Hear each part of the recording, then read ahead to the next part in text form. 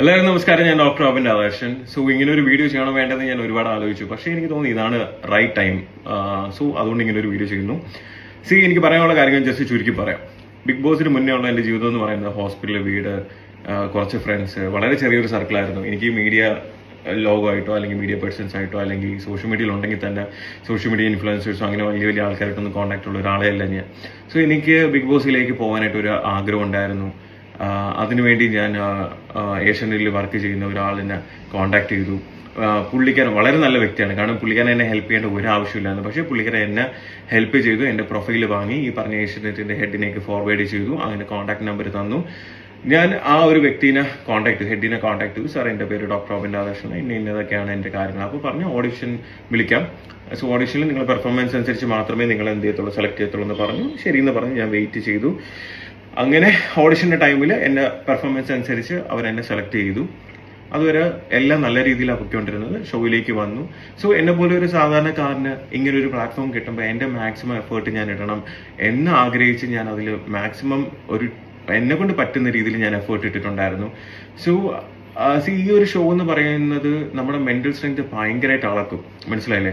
അത് മാത്രമല്ല, അതിനകത്ത് അത്രയും മെന്റൽ സ്ട്രെങ്ത് ഉള്ള ആൾക്കാർക്ക് മാത്രമേ അതിൻ്റെ അകത്ത് സർവൈവ് ചെയ്ത് പോകാൻ പറ്റൂ. അതിനകത്തുള്ള ഓരോരുത്തർക്കും അതിൽ ഹാറ്റ്സ് ഓഫ്. കാരണം അത്രയും സ്ട്രഗിൾ ചെയ്ത് അത്രയും മെന്റൽ പ്രഷർ എല്ലാം താങ്ങി എത്രയും ക്യാമറേസിന്റെ ഇടയിൽ ഇരുന്നിട്ട് കാര്യങ്ങളെല്ലാം ചെയ്യാന്ന് പറഞ്ഞാൽ നമ്മൾ ഈച്ച് ആൻഡ് എവരി കാര്യങ്ങൾ അവർ നോക്കിയാണ്. മനസ്സിലായില്ലേ? സോ ആ ഒരു രീതിയിൽ അതിൻ്റെ അകത്ത് സർവൈവ് ചെയ്ത് വരിക എന്ന് പറഞ്ഞാൽ അത്രയും പാടുള്ള കാര്യത്തിലേക്ക് എന്താ പറയുക, അതിൻ്റെ അകത്ത് വിന്നേഴ്സ് ആയവരും അതിൻ്റെ അകത്ത് പാർട്ടിസിപ്പേറ്റ് ചെയ്ത് ഒരാഴ്ച നിന്നവരാണെങ്കിലും നിങ്ങളെല്ലാവരും ഗ്രേറ്റ് ആണ്. കാരണം എന്ന് വെച്ചാൽ എനിക്ക് അതിൻ്റെ ബുദ്ധിമുട്ട് അല്ലെങ്കിൽ അതിൻ്റെ ആ ഒരു മാനസികാവസ്ഥ എന്താണെന്ന് എനിക്കറിയാം. സോ ആ ഒരു ഷോവിൻ്റെ അകത്ത് ഇനി നിങ്ങൾ പലരും കണ്ടിട്ടുള്ളതായിരിക്കും. ഞാൻ സീസൺ 4 അകത്ത് ഓൾമോസ്റ്റ് ഭയങ്കരമായിട്ട് മെന്റൽ എന്താ പറയുക മെന്റൽ സ്ട്രെങ്ത് എൻ്റെ അളന്നിട്ടുണ്ട്. സോ 65 ദിവസം കഴിഞ്ഞ് അങ്ങനെ ഒരു ഇൻസിഡന്റ് എല്ലാം കഴിഞ്ഞതിന് ശേഷം ആ ഒരു സീക്രട്ട് റൂമിന്റെ അകത്ത് 5 ദിവസം ഇരിക്കുന്ന സമയത്ത് സത്യം പറയാലോ, നമുക്കൊരു ഒരു പേപ്പർ തന്നിട്ടുണ്ട്. അതിന്റെ ടേംസ് റൂൾസ് തന്നിട്ട്. സോ അതിനകത്ത് നമുക്കൊരു സിബ് ഇടുന്ന സൗണ്ട് പോലും വരാൻ പാടില്ല. സോ സൗണ്ട് ഒന്നും ഇല്ലാതെ ഒരു 4-5 ദിവസം ഒരു റൂമിന്റെ അകത്ത് ഒറ്റയ്ക്ക് ഇങ്ങനെ നിൽക്കാന്ന് പറഞ്ഞു കഴിഞ്ഞാൽ അത് 3ാമത്തെ ദിവസമൊക്കെ ആയപ്പോൾ എൻ്റെ മെന്റലി ഞാൻ ഭയങ്കരമായിട്ട് ഇങ്ങനെ ഡിസ്റ്റർബ്ഡ് ആയി. പക്ഷേ എൻ്റെ ആ മെന്റൽ സ്ട്രെങ്ത് ഉള്ളത് കൊണ്ട് മാത്രമാണ് ഞാനത് പിടിച്ചു നിന്നത്. ബിഗ് ബോസ് എൻ്റെ അടുത്ത് ചോദിക്കും. കാരണം ഇവർക്ക് അറിയാം എന്നെ മെന്റലി എങ്ങനെയെങ്കിലും ഡൗൺ ആക്കണമെന്നുള്ളത്. പക്ഷേ ഞാൻ ബിഗ് ബോസിന്റെ അടുത്ത് പറഞ്ഞു, നിങ്ങൾ എത്രയൊക്കെ ട്രൈ ചെയ്താലും 100 ദിവസം എന്നെ ഇതിൻ്റെ അകത്ത് പിടിച്ചിട്ടാലും ഞാൻ എൻ്റെ അടുത്ത് ഇടിക്കും. കാരണം ഞാൻ ഇതിന്റെ വിന്നറായിട്ട് തിരിച്ചു പോകുമെന്ന് പറഞ്ഞു. സോ അങ്ങനെ എനിക്ക് തോന്നുന്നു പലർക്കും അറിയാം ഞാൻ തിരിച്ചു കയറുന്നതായിട്ട് പ്രോമോയും കാര്യങ്ങളൊക്കെ ഇട്ടിട്ട് ജസ്റ്റ് എന്നെ കൊണ്ടുവന്നിട്ട് പുറത്താക്കിയ ചെയ്തത്. സോ അത് ഒരുപാട് പേരല്ല, 1-2-3 പേരുടെ പ്ലാനിങ് ആയിരുന്നു, അജണ്ടയായിരുന്നു ഏഷ്യാനെറ്റിലുള്ളത്. സോ അതെല്ലാം സഹിച്ച് ഓക്കെ, കുഴപ്പമില്ല, എന്നാൽ ഇത്രയും വലിയൊരു ഓപ്പർച്യൂണിറ്റി തന്നല്ലേ. എനിക്കൊരു എൻ്റെ ഈ ഒരു ജന്മത്തിൽ എനിക്ക് 2 ജീവിതം ഞാൻ ചിന്തിക്കുന്നത്. ഒന്ന് ബിഗ് ബോസിന് മുന്നേ ഉള്ളത്, ഒന്ന് ബിഗ് ബോസിന് ശേഷമുള്ളത്. ഞാൻ എൻ്റെ ജീവിതത്തിൽ ഇന്നേ വരെ കാണാത്ത ഒരുപാട് പേര് എന്നെ ഇഷ്ടപ്പെടുന്നു, എന്നെ സ്നേഹിക്കുന്നു. ഞാൻ എപ്പോഴും അതുകൊണ്ട് ഏഷ്യാനെറ്റിന്റെ അടുത്തും ബിഗ് ബോസിന്റെ അടുത്തും താങ്ക്ഫുൾ ആയിട്ട് തന്നെയാണ് ഇരുന്നത്.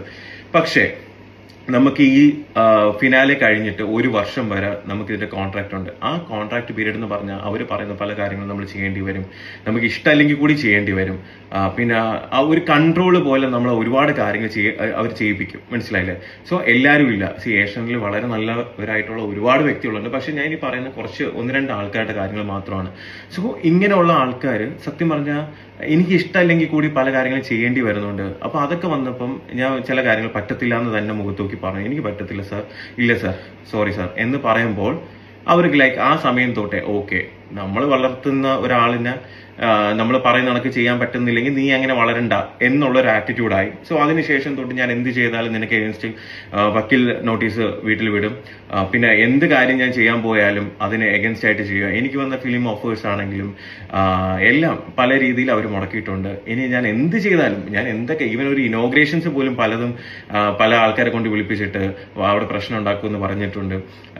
പല രീതിയിൽ ഞാൻ എന്തൊക്കെ ഈവൻ എനിക്ക് ഗോൾഡൻ വിസ പോലും, ദുബൈയിൽ പോലും ഗോൾഡൻ വിസ കിട്ടാവുന്ന സമയത്ത് പോലും പല രീതിയിൽ നിന്ന് ഇവിടുന്ന് പ്രഷർ വന്നിട്ടുണ്ട്. എന്ന് വെച്ചാൽ എന്റെ കരിയർ എൻഡ് ചെയ്യുന്ന രീതിയിലുള്ള പല കാര്യങ്ങളും ഇവർ മുന്നേ ചെയ്തിട്ടുണ്ട്. മനസ്സിലായില്ലേ? സോ ഇങ്ങനെയുള്ള ഒരു അവസ്ഥയിൽ ഒരു ഒരു ഒരു സാധാരണ മനുഷ്യൻ എന്നുള്ള രീതിയിൽ ഒരുപാട് ആഗ്രഹങ്ങളുമായിട്ട് ഇങ്ങനെ ഒരു ഷോയിലേക്ക് വരുന്നു. ഇനിയും ലൈഫിൽ ഒരുപാട് മുകളിലേക്ക് പോകണമെന്ന് ആഗ്രഹിക്കുന്നു. പക്ഷേ ഈ പറഞ്ഞ കോർപ്പറേറ്റ് കമ്പനി അല്ലെങ്കിൽ ഈ പറഞ്ഞ ഒന്ന് രണ്ട് പേരുടെ അവരുടെ പേഴ്സണൽ താല്പര്യങ്ങൾ കാരണം എൻ്റെ കരിയർ അല്ലെങ്കിൽ എൻ്റെ ജീവിതം നശിപ്പിക്കണം എന്ന് മാത്രമേ അവർ ചിന്തിച്ചിട്ടുള്ളൂ.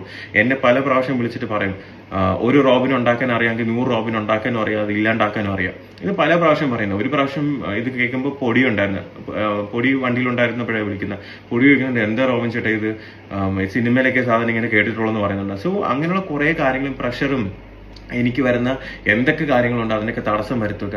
എനിക്ക് എഗൻസ്റ്റ് ആയിട്ട് എന്നെ ഇഷ്ടപ്പെടുന്ന ആൾക്കാർ ഒരുപാട് പേരുണ്ടെന്ന് അറിയുമ്പോഴത്തേക്ക് അവർ തന്നെ പല രീതിയിൽ പലരെയും കൊണ്ട് എൻ്റെ ഫെയിം അല്ലെങ്കിൽ ആൾക്കാരുടെ ഇടയിൽ എന്നെ ഒരു കോമാളിയാക്കുക അല്ലെങ്കിൽ എന്നെ ഒരു മോശക്കാരനാക്കുക. ഇതെല്ലാം അവർ ഒരുപാട് ട്രൈ ചെയ്തിട്ടുണ്ട്, ഒരുപാട് അവർ സക്സസ്ഫുള്ളും ആണ്. മനസ്സിലായില്ലേ? പിന്നെ ഇവരെന്ന് വെച്ച് കഴിഞ്ഞാൽ കോർപ്പറേറ്റ് കമ്പനീസ് ആണ്. ഇവർക്ക് ഒരു kind of social media focus ഉണ്ട്. ഇതിൻ്റെ അകത്ത് പല രീതിയിലുള്ള പേജസ് ഉണ്ട്, പല പല റിവ്യൂ ചെയ്യുന്ന ആൾക്കാരുണ്ട്, പല ട്രോൾ പേജസ് ഉണ്ട്. ഇവരെല്ലാവരും കൂടെ ഒറ്റയടിക്ക് വിചാരിച്ചു കഴിഞ്ഞാൽ ഒരാളിനെ നശിപ്പിക്കാവുന്നതേ ഉള്ളൂ. സിമ്പിളായിട്ട് പറയണത്, ഒരാളിനെ അവർക്ക് മാനിപ്പുലേറ്റ് ചെയ്ത് നശിപ്പിക്കാവുന്നതേ ഉള്ളൂ. ഇതിന് അവർക്ക് കുറെ ഫേക്ക് ഐഡീസും കാര്യങ്ങളെല്ലാം വെച്ച് കമന്റ്സും കൊണ്ട് ചെയ്യുമ്പോൾ ഈ കാണുന്ന വ്യക്തികൾ അല്ലെങ്കിൽ മനുഷ്യരെന്ന് പറയുമ്പോൾ ഇത് കാണുമ്പോൾ ഇന്ന ആൾ ഇങ്ങനെയാണ് പല കാര്യങ്ങളും. ഞാൻ ഒരു വലിയ എൻ്റെ ക്രിമിനൽ ക്രൈമോ കാര്യങ്ങളൊന്നും ഞാൻ ഇന്നേവരെ ചെയ്തിട്ടില്ല. മനസ്സിലായില്ലേ?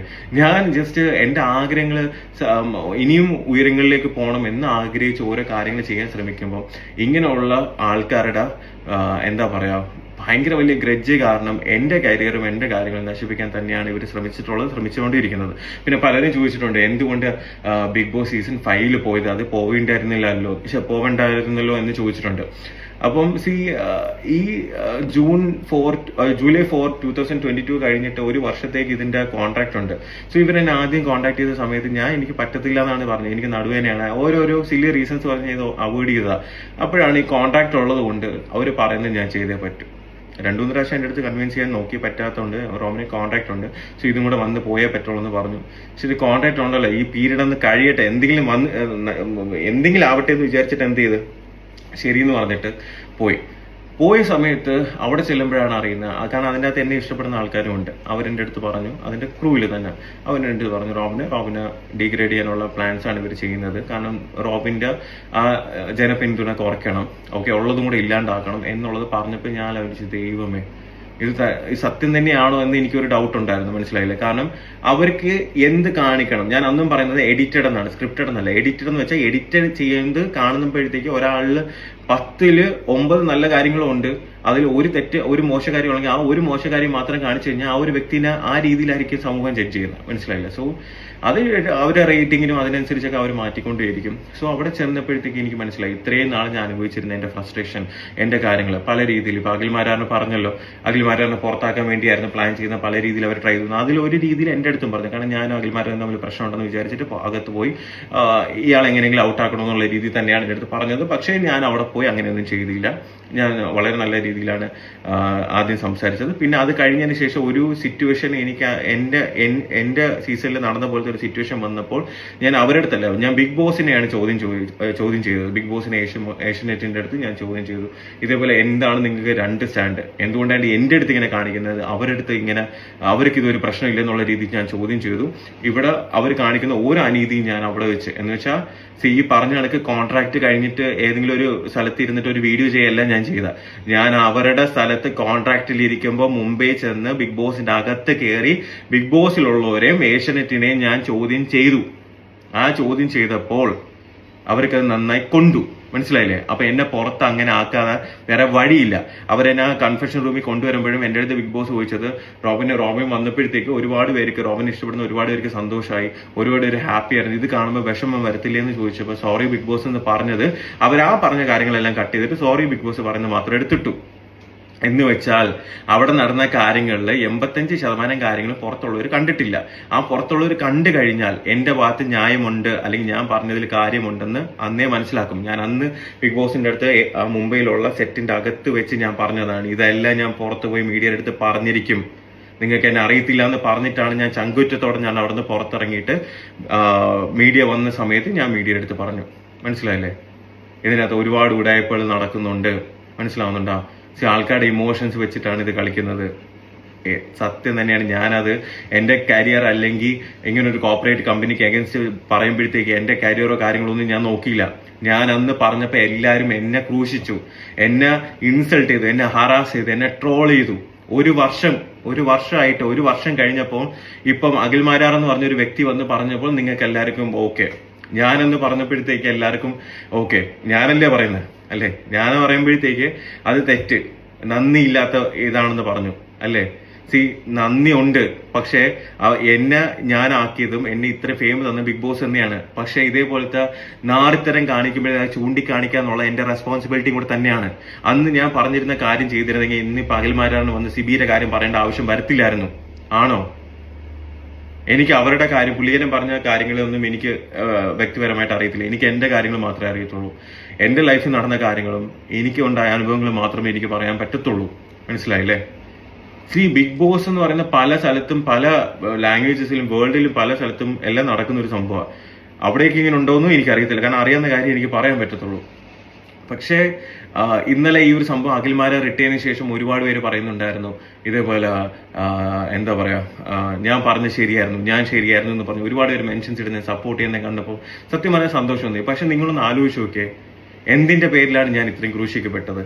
ഒരു എന്താ പറയാ, സത്യം വിളിച്ച് പറഞ്ഞതിന്റെ പേരിൽ എല്ലാവരും കൂടെ എന്നെ ഹറാസ് ചെയ്തു, എന്നെ ഇൻസൾട്ട് ചെയ്തു, എന്നെ ട്രോൾ ചെയ്തു.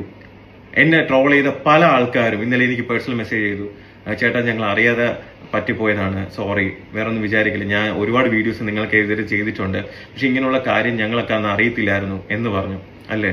അതെന്താ അഖിൽമാരാർ പറയുമ്പോൾ അത് ശരി, ഞാൻ പറയുമ്പോൾ തെറ്റും? അങ്ങനെ ഒരിക്കലും എന്ത് ചെയ്യരുത്. ഒരാള് സത്യം പറയുമ്പോൾ അവിടെ എപ്പോഴും സത്യം പറയുന്ന ആളോ അല്ലെങ്കിൽ തുറന്നു പറയുന്ന ആൾക്കാർക്ക് എപ്പോഴും എന്തെങ്കിലുമൊക്കെ കാര്യങ്ങൾ അനുഭവിക്കേണ്ടി വരും. അതിന്റെ ഒരു ഏരിയ മാത്രമാണ് ഞാൻ അല്ലേ? ഇങ്ങനെ ഒരു ഷോയിൽ വന്നപ്പോൾ എനിക്ക് നഷ്ടം. ഇപ്പോഴും എന്റെ സ്ട്രെങ്ത് എന്ന് പറയുന്നത് എന്നെ ഇഷ്ടപ്പെടുന്ന ഒരുപാട് പേരുണ്ട്. മനസ്സിലായില്ലേ? എനിക്കറിയാം, ഞാനത് എക്സ്പീരിയൻസ് ചെയ്യുന്ന ഒരാളാണ്. എന്റെ അടുത്ത് പറയുന്ന എന്റെ അടുത്ത് ഓരോരുത്തരുടെ വാക്കുകൾ എനിക്ക് എന്തുമാത്രം മോട്ടിവേഷൻ എന്നറിയാം. ഒരു ഇത്രയും ഡീഗ്രേഡ് ചെയ്യുന്ന വെച്ചാൽ ഇപ്പൊ നമ്മൾ എന്തെങ്കിലും ചെയ്തിട്ടാണെങ്കിൽ പർപ്പസ്ലി അങ്ങ് ഇല്ലാണ്ടാക്കുക, ഒരാളിനെ ഇല്ലാണ്ടാക്കുക, മാക്സിമം ഇല്ലാണ്ടാക്കുക.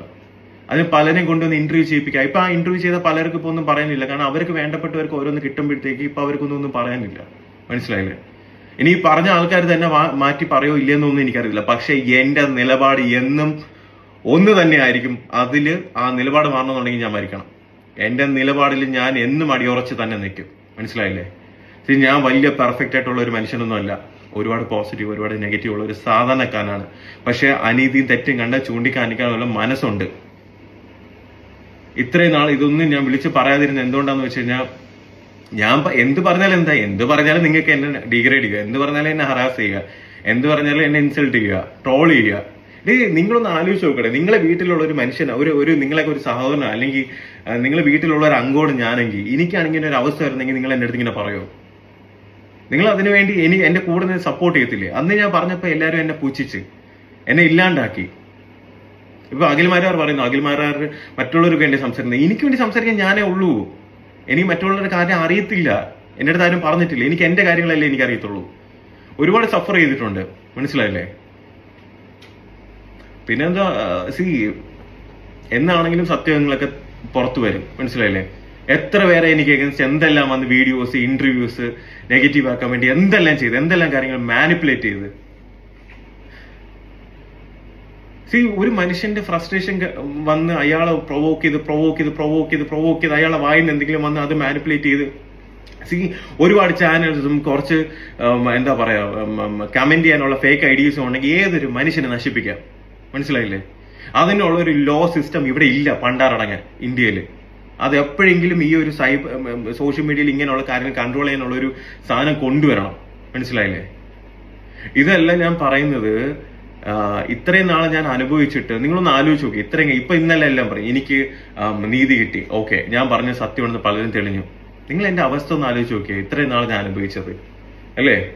എന്റെ ഇത്രയും നാളത്തെ ഒരുപാട് ആഗ്രഹങ്ങളുണ്ട്. പക്ഷെ ഞാൻ ഒരു കാര്യം പറയാം, എന്റെ ജീവിതത്തിൽ ഞാൻ എവിടെ എത്തണമെന്ന് വിചാരിച്ചാലും ഞാൻ എത്തിയിരിക്കും. ഞാനിപ്പോ ഒരു ബ്രേക്ക് എടുത്തിട്ടുണ്ടെങ്കിലും അല്ലെങ്കിൽ ഞാൻ ചെയ്യുന്ന കാര്യങ്ങൾ എന്താണെന്നും എനിക്ക് നന്നായി അറിയാം. എന്നെ ഇഷ്ടപ്പെടുന്നവര്, എന്നെ സപ്പോർട്ട് ചെയ്യുന്നവര്, നിങ്ങളടുത്ത് വലിയൊരു നന്ദി. കാരണം നിങ്ങളുടെ സപ്പോർട്ട് എനിക്ക് ഭയങ്കര വലുതാ. മനസ്സിലായില്ലേ? നിങ്ങളുടെ ഓരോ കമന്റും എനിക്ക് അത്രയും പ്രിയപ്പെട്ടതാ. എനിക്ക് ഒരു കാര്യം മാത്രമേ എനിക്ക് നിങ്ങളുടെ അടുത്ത് പറയാനുള്ളൂ. എന്റെ നിലപാടുകളിൽ ഞാൻ എന്നും അടിയുറച്ച് തന്നെ നിൽക്കും. പിന്നെ തോൽക്കാൻ എനിക്ക് മനസ്സില്ല. ഓക്കെ, സോ അപ്പൊ എല്ലാവരും ഹാപ്പി ആയിട്ടിരിക്കുക. Keep smiling.